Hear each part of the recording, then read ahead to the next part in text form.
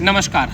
आप में से काफ़ी लोगों का ये सवाल है कि जब भी हमारी टिबिया फिबुला और फीमर यानी कि पैर की कोई भी हड्डी टूटती है तो हम किस प्रकार का एक्सरसाइज करें, क्योंकि जब भी हम लाइव में जुड़ते हैं और हम कमेंट्स में ये देखने को मिलता है कि सर आप ट्रीटमेंट तो देते हो, हड्डी जुड़ती भी है, सब कुछ तो सही है, लेकिन जब एक्सरसाइज की बात आती है तो आप कहते हो कि आप एक्सरसाइज तो करो, लेकिन अभी हाल फिलहाल में जो रिक्वेस्ट और जो कमेंट्स हमें देखने को मिले हैं, जो सुझाव आप सबसे हमें देखने को मिला है वो ये है कि कुछ एक्सरसाइज वाली वीडियो होनी चाहिए आपके चैनल पर। और बस आपके डिमांड पर हमने सबसे पहले प्रयास किया फीमर की हड्डी जब टूटती है उसके एक्सरसाइज को दिखाने का हमने प्रयास करा था हाल ही के वीडियो में। आज हम बात करेंगे मुख्य रूप से टिबिया और फिबुला की हड्डी।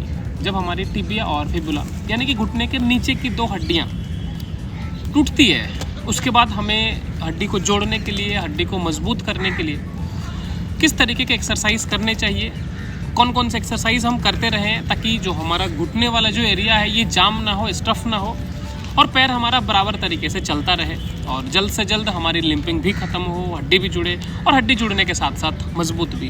तो हम आज उन्हीं कुछ गिने चुने और बहुत ही आसान तरीके से दिखाए हुए कुछ एक्सरसाइज पर काम करेंगे, कुछ एक्सरसाइज आप सबको दिखाएंगे। बस आप इसी तरीके से अगर आप हमारी ट्रीटमेंट ले रहे हो या फिर आप किसी भी डॉक्टर की ट्रीटमेंट ले रहे हो तो उनके निगरानी में, उनके सजेशन में आप इन सारे एक्सरसाइज को कर सकते हैं। सबसे पहले आप अच्छे एक बढ़िया जगह में अच्छे पोजीशन पर लेट जाएं और उसके बाद सबसे पहले आप नोटिस करेंगे ये जो हमारे पैर का आगे वाला हिस्सा है, सीधा करें इसको, ये इस तरीके से आपका रहेगा, इसी तरीके से आपको रखना है। और उसके बाद जो हमारा सबसे पहला एक्सरसाइज है, हम नोटिस करेंगे कि ये जो हमारा हिस्सा है यहाँ से इधर थोड़े लेकर के आएंगे तो ये जो हमारा हिस्सा है ये वाला, हमको इसको थोड़ा नीचे करना है, फिर ऊपर करना है, फिर हमको नीचे करना है, फिर ऊपर करना है। अब ध्यान देना है कि जो हमारा मूवमेंट है ये पूरे पैर में नहीं, ये नहीं होना चाहिए।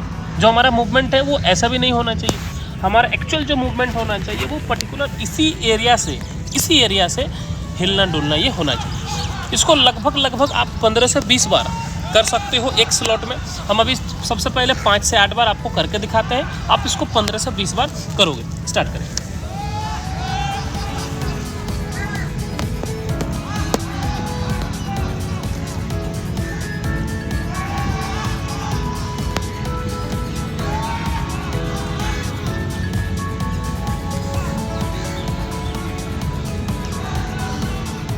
जी बस अब इसको आपको लगभग 15 से 20 बार रेगुलर ये एक्सरसाइज को आपने करना है। अब हम बढ़ते हैं दूसरे एक्सरसाइज की तरफ। अब दूसरे एक्सरसाइज के लिए हम अकेले यानी कि जो पेशेंट है वो खुद से नहीं कर सकता, इसके लिए एक अलग से कोई इंसान, कोई व्यक्ति यानी कि कोई सपोर्टर की आवश्यकता होगी। इसमें आपको क्या करना है, सबसे पहले ये जो हमारा घुटने वाला एरिया है, इसमें सबसे पहले ये जो हमारे घुटने वाला एरिया है इसको आप अच्छे तरीके से हाथों से दबाओगे और इसको नीचे तरीके से इस तरह से थोड़ा सा ज़ोर से दबा करके आप लगभग 5 से 6 सेकंड के लिए होल्ड करोगे। आपने 5 से 6 सेकंड के लिए होल्ड किया, आप फिर रिलीज़ कर दोगे। फिर थोड़ा देर बाद फिर से आप इसको लगभग 5 से 6 सेकंड के लिए होल्ड करोगे। इसके बाद फिर हम इसको रिलीज़ कर देंगे। ये एक हो गया। और इसी दूसरे नंबर वाले एक्सरसाइज में दूसरा जो हमारा तरीका है उसमें आपको क्या करना है, इसमें आपको क्या करना है, इनका जो घुटना है उसका ठीक नीचे आपको अपना हाथ को रखना है और इन्हें कहना है कि आप अपने पैर को बहुत ज़्यादा मजबूत यानी कि कड़क वाले अवस्था में लेकर के आ जाओ। यानी कि अगर हम अपने हाथ की बात करें तो इसको अगर हमारा इस तरीके से, तो पूरा इस तरीके से इसे मजबूत करके रखना है।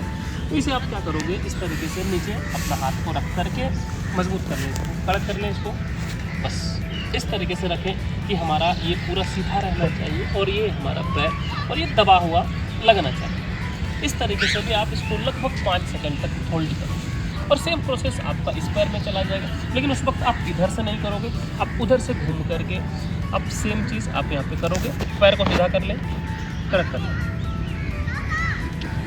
बढ़िया। इस तरीके से इसे भी आप लगभग 5 बार तक कर सकते हो। अब हम बढ़ते हैं तीसरे एक्सरसाइज की। तीसरा में हमें जो ध्यान रखने वाली चीज़ है कि जैसे हम दूसरे में बताया था कि भाई अपने साथ में किसी एक इंसान को, कोई एक सपोर्ट करने वाले को रखोगे तो रिज़ल्ट ज़्यादा बढ़िया होगा और आप बेहतर और फ्रीडम फील करके कर सकते हो। तीसरे में हमने क्या करना है, सबसे पहले किसी भी एक पैर से शुरू करना है। इसको आप कोशिश करो नॉन फ्रैक्चर्ड लेग यानी कि जिस पैर में फ्रैक्चर नहीं है उस पैर से आप शुरू कर सकते हो। आपने क्या करना है, सबसे पहले इस तरीके से, अगर ये हमारा पैर फ्रैक्चर नहीं है, हड्डी हमारी इस पैर में टूटी है, तो बहुत धीरे धीरे से इनके किसी एक अंगूठे में आप पकड़ सकते हो, चाहे तो पैर में, उनके पैरों के आगे वाले हिस्से में पकड़ सकते हो, और इन्हें कहना है पैर को वो अपने स्तर से मजबूत कर ले, और उसके बाद आप धीरे धीरे से लेकर के इनके पैर को उठाना शुरू कर दो। लगभग 3 से 4 सेकंड तक होल्ड करना है, फिर धीरे धीरे करके इसे रिलीज़ कर देना है। फिर हम उठाएंगे, लगभग 3 से 4 सेकंड के लिए होल्ड करना है, फिर जितना उठाए आप उठा सकते हो जितना आपको लगे, और उसके बाद इसे रिलीज़ कर देना है। सेम प्रोसेस आप दूसरे पैर के साथ करोगे, इसे मजबूत कर लें, कड़क कर लें, ठीक। सेम प्रोसेस आप दूसरे पैर के साथ करोगे, आराम से धीरे धीरे से उठाओगे इसे, लगभग 3 से 4 सेकंड होल्ड करना है, फिर इसको नीचे करना है। दोबारा सेम प्रोसेस आपने करना है, आप इसे उठाओगे और इसे आपको नीचे करना है। इस एक्सरसाइज को भी हम लगभग अपने स्थिति के हिसाब से 5 से 10 बार तक कर सकते हैं। अब जो अपना शुरुआती दिनों में है फ्रैक्चर के, या फिर ऑपरेशन के, सर्जरी के शुरुआती दिनों में, वो 3-5 से शुरू कर सकते हैं और इसे आगे बढ़ा करके 10 तक ले सकते हैं। आप एक चीज़ महसूस कर रहे होंगे कि हम जो भी एक्सरसाइज कर रहे हैं ये हमें अपने सूजन यानी कि स्वेलिंग से बचने में मदद करेंगे। और दूसरा, जब जैसे हमने थोड़ी देर पहले जो एक्सरसाइज आपको करवाया था वो था कि जैसे पैर को उठाना है, इस प्रोसेस में क्या होगा, काफ़ी लोगों का, हमारे कुछ मरीज़ का या फिर जो ट्रीटमेंट नहीं ले रहे हैं उनका भी एक सवाल रहता है कि सर हम पैर को खुद से नहीं उठा पाते। तो भाई जब तक आपको कोई सपोर्ट नहीं करेगा उठाने में तब तक आप खुद से तो नहीं कर पाओगे, ठीक है। तो इस तरीके से जब हम शुरू में उठाना शुरू करेंगे और नीचे रखना शुरू करेंगे तो धीरे धीरे करके आपकी हड्डी मजबूत महसूस होने लगेगी, और धीरे धीरे समय आएगा, कुछ दिनों बाद, 1-1.5 महीने बाद आप खुद से भी वो चीज़ कर पाओगे। चौथा जो एक्सरसाइज है, आपको थोड़ा सा ज़्यादा ध्यान देने की ज़रूरत है, क्योंकि ये थोड़ा सा ट्रिकी है। इसमें आपको क्या करना है, दोनों पैर को थोड़ा सा फैला देना है, और ये वाला जो हिस्सा, इसको जैसे हमने सबसे पहला एक्सरसाइज करा था, हमने इस तरीके से इसको किया डाउन, फिर हमने अप करा था। अभी क्या करना है, आपको अपने पैर से इस तरीके से, जैसे ये हमारा पैर है, इसमें आपको ए बनाना है। ये आप ए करोगे, ए कर दिया आपने, फिर इसको आपको बी करने हैं, फिर इसको आप सी करना है। कहने का मतलब इसको आप अपने से अकेले में ए, बी और सी का पैटर्न बनाना है। अब देखोगे इसमें आपको सूजन से मुक्त होने में मदद मिलेगा। एक बार आप करके दिखा दो।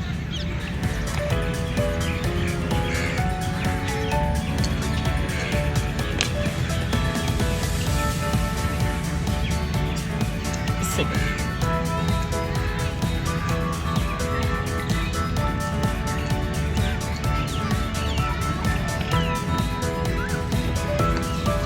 इस तरीके से इसको भी लगभग अगर आप शुरुआती दिनों में हैं तो 5 बार से शुरू करें, और आगे बढ़ करके 10 बार तक इसे आप ले सकते हैं। अब हम आज का आखिरी यानी कि 5वां एक्सरसाइज देखते हैं। करना नहीं कुछ, सिर्फ आप उल्टे लेट जाओगे और उसके बाद अपने पैर, सबसे पहले कोशिश करें कि साथ में कोई हो, आप अपने पैर को, ये हमारी टिबिया फिबुला की जगह है, आप इस तरीके से इसको जितना हो सके लेकर के आना है। शुरू में कम लेकर के आना है। सेम चीज़ आप दूसरे पैर के साथ चाहो तो कर सकते हो। नॉन फ्रैक्चर्ड लेग में ज़रूरी नहीं है करना, आप चाहो तो कर सकते हो, नहीं चाहो तो उसे इग्नोर कर सकते हो। ये आपने लगभग 5 सेकंड के लिए आपने होल्ड करा, फिर आप इसे नीचे ले आओगे। अगले प्रोसेस में सेम चीज़ इसे आप रिपीट करोगे। धीरे धीरे से सबसे पहले आप शुरू करेंगे, फिर हम धीरे धीरे से इसे नीचे करना है। ये प्रोसेस को लगभग हम 5 बार से शुरू करके 15 से 20 बार तक इसे हम लेकर जा सकते हैं। तो इस तरीके से हमने देखा 5 एक्सरसाइज जो हम अपने डेली लाइफ में, ये जो काफ़ी बेसिक्स हैं जो हमने बताया, इसे आप कर सकते हो जब भी हमारी टिबिया फिबुला की हड्डी टूटती है। समझने की बात यह है कि इसके आपको लगभग 50, 60, 100 वीडियो तक मिल जाएंगे। आपको करना सिर्फ उन्हीं एक्सरसाइज को है जिसमें आप सहज यानी कि कंफर्टेबल महसूस करते हैं, ताकि आपके पैर में, आपके टिबिया फिबुला हड्डी में, आपके शरीर में किसी भी प्रकार की कोई समस्या नहीं आनी चाहिए। नमस्कार।